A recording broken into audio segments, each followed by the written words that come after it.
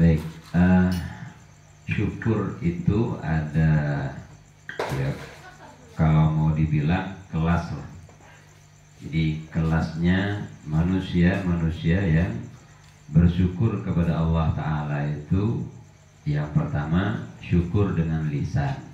Jadi katanya Ustaz Haji Astono barusan, jadi mari kita melafadzkan atau mengucapkan kalimat hamdalah bareng-bareng. Kan ada yang gitu biasanya.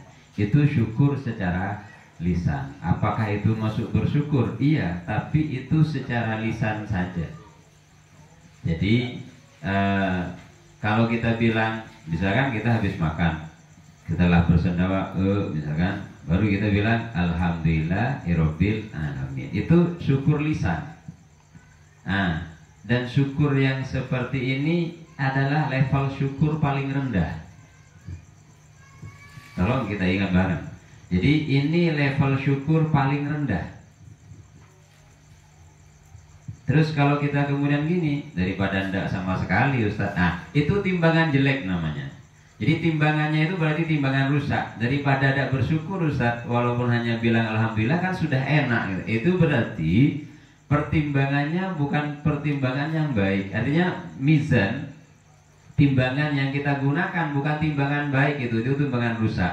Mestinya timbangan yang baik itu bagaimana lebih dari itu. Kemudian yang kedua yaitu syukur bil jawari, bersyukur dengan anggota badan. Jadi tadi ketika sudah dikasih kenyang, kemudian dikasih sehat oleh Allah Ta'ala, kenyang dan sehat ini kita gunakan untuk melakukan kebaikan-kebaikan. Kebaikan itu banyak jenisnya, banyak macamnya, tergantung kepada kita memaknainya. Jadi ketika kebaikan-kebaikan itu mau kita kerjakan setelah kita dikasih kenyang oleh Allah Ta'ala, maka itu syukur bil jawari, dengan anggota badan. Kemudian yang ketiga yaitu syukur bil qalb, syukurnya dengan hati. Jadi ini untuk orang-orang yang sudah tadi disebut dengan istilah khawasul khas. Jadi orang-orang yang paling istimewa, dia bersyukur kepada Allah bukan ingat kepada nikmatnya Allah. Saya ulang, dia bersyukur kepada Allah bukan karena Allah telah ngasih dia makan, bukan karena Allah telah mengasihi dia kebaikan, bukan. Tetapi dia dengan segala karunia Allah Subhanahu wa Ta'ala itu sudah terlepas, artinya sudah nggak ada hubungannya dengan itu. Syukurnya dia murni rasa terima kasihnya kepada Allah Subhanahu wa Ta'ala karena telah diberikan kesempatan untuk tahu tentang siapa sang pemberi. Jadi diberi kesempatan dan pengetahuan tahu dan mengerti siapa sang pemberi nikmat itu. Jadi bukan syukrin ni'am lagi, tetapi syukrun lillah. Jadi bukan syukur karena nikmat, tapi syukurnya karena Allah Ta'alanya gitu. Jadi ketika jenengan menerima karunia apapun itu, apakah itu membuat kita ingat kepada Allah atau bagaimana? Gitu. Jadi kalau ternyata tidak membuat kita ingat kepada Allah Subhanahu wa Ta'ala, berarti syukur kita masih level lisan. Bisa nggak Ustadz kita naik gitu ya, naik kelas lah ibarat orang sekolah? Bisa sekali, bukan tidak mungkin gitu loh. Selama pada diri kita bersama ada yang namanya keinginan dan kemauan untuk terus melakukan perjalanan ruhani itu. Dan perjalanan ruhani itu ketika dilakukan oleh seorang hamba menuju kepada Allah Subhanahu wa Ta'ala, maka si hamba harus memperoleh yang namanya bimbingan dari orang yang bisa mengarahkan dan menunjukkan jalan secara rohani itu tadi. Maka ketika demikian, ada seorang zahid, ada sebuah kisah ini, ada seorang zahid di daerah Maghrib, wa min ahlil jiddi wal ijtihad wa kana aishuhu mimma yusidu minal bahri. Jadi kehidupannya, ekonominya beliau kebetulan adalah seorang nelayan. Jadi kerjaannya adalah mencari ikan dan dia bersedekah dengan ikan yang dia peroleh, dan sisanya itu dia gunakan untuk kebutuhan hidupnya sendiri. Farada badu ashabi syekh, dan kemudian suatu saat temannya dari syekh ini ingin melakukan perjalanan. Kemudian yang zahid ini, saya sebut zahid, kirim pesan, kalau kamu ketika nyampe di maghrib ketemu dengan seseorang dan dia adalah saudaraku, kalau namanya Fulan bin Fulan, katanya beliau, maka sampaikan salamku kepadanya dan mintakan aku doa, karena dia waliyun min auliyaillah, karena beliau itu adalah walinya Allah, katanya si zahid ini.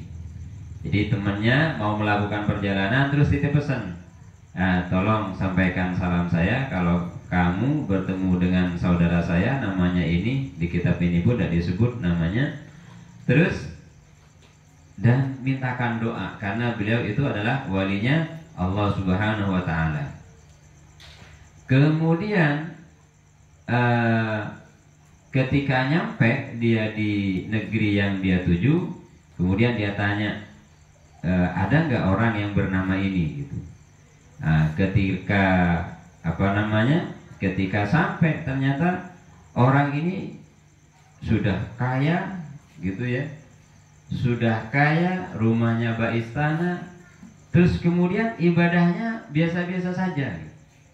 Sedangkan temannya yang zahid ini ahli malam dan sebagainya, luar biasa. Kemudian karena begitu, karena demikian dia tidak jadi hanya menyampaikan salam, tapi tidak jadi minta doa, karena tak yakin. Karena sudah tidak yakin, masa modelnya model wali wong kayak begini. Karena sudah tidak yakin, ini kalau kita melihat orang dan menilai orang karena casing, karena dohirnya, sering tertipu, mata kita ini sering menipu gitu. Karena kita lihat dohirnya seperti itu. Akhirnya ketika pulang ditanya sama si zahid ini, kemudian apa pesannya dia kepada saya? Akhirnya si zahid itu bilang, dia adalah manusia yang telah Allah cuci hatinya dari urusan duniawi. Jadi walaupun kaya, harta itu tidak ada di hatinya. Walaupun kaya, harta itu tidak menjadi penghalang dirinya untuk ingat kepada Allah Subhanahu wa ta'ala. Wa ja'alaha fi yadihi wa ala zahirihi wa ana akhadaha min yadi waliyin ilaiha baqayat tatal. Jadi ini dalam kitab Lataiful Minan, beliau hanya nukil. Maka yang terpenting adalah jangan sampai urusan duniawi itu membuat kita mengisi hati kita dengan cinta kepada dunia ini yang dilarang. Karena cinta kepada dunia itu penghalang untuk sampai kepada Allah. Dan terus kalau tidak cinta kepada dunia, tugasnya manusia itu semuanya adalah berusaha. Makanya innallaha la yughayyiru ma biqaumin hatta yughayyiru ma bi anfusihim. Allah itu enggak akan pernah, itu pakai fiil mudhari. Allah itu tidak akan pernah dan selamanya tidak akan merubah nasib suatu kaum ketika kaum itu sendiri tidak mau dan tidak ada keinginan untuk melakukan perubahan pada dirinya. Jadi seperti tadi, ada nggak keinginan untuk meningkatkan kualitas ibadah, kualitas iman, kualitas takwa? Kalau ternyata tidak ada, maka Allah pun juga akan merubah kita. Ya mohon maaf, kita lihat sekitar kita. Ada orang mulai lahir sampai balik, menikah, ibadahnya ya gitu-gitu aja. Moro-moro ketemu mati misalkan. Tidak ada peningkatan.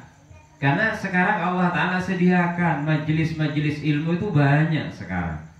Cuma masalahnya yang betul-betul pengen mencari ilmu itu yang sedikit gitu. Yang sedikit. Kenapa sedikit? Karena memang tidak merasa lapar ruhaninya. Loh, kok bisa ruhaninya tidak merasa lapar? Kok bisa jiwanya tidak merasa butuh dengan itu semua? Berarti itu jiwa yang sudah terlampau jauh dari Allah Ta'ala.